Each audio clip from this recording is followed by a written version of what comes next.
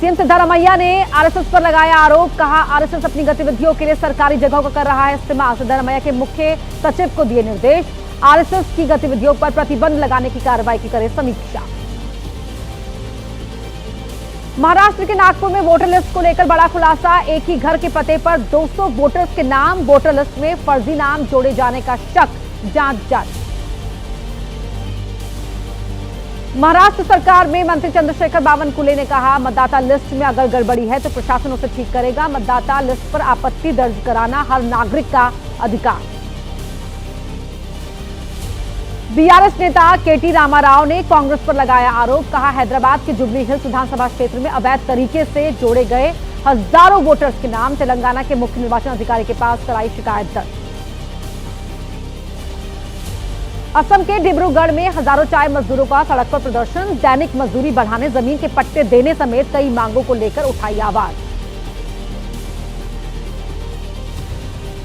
दिल्ली की सीएम रेखा गुप्ता का दावा, इस बार दिव्य और भव्य होगा छठ पर्व। दिल्ली सरकार करेगी व्यवस्था, यमुना नदी होगी साफ, प्रदूषण वाले क्षेत्रों में भी होगा बेहतर इंतजाम। अमेठी में राज्य मंत्री मयंकेश्वर शरण सिंह ने भागवत कथा के मंच से लगाए नारे, कहा वृंदावन में रहना है तो राधे राधे कहना है, जय श्री राम का भी लगाया जयकारा।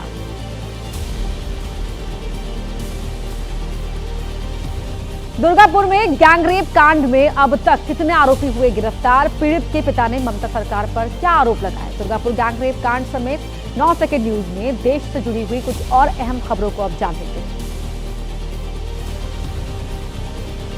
दुर्गापुर गैंगरेप मामले में 5वां आरोपी शफीकुल गिरफ्तार, रिश्तेदार के घर पर छुपा हुआ था आरोपी। पुलिस आरोपी को कोर्ट में पेश कर करेगी रिमांड की मांग।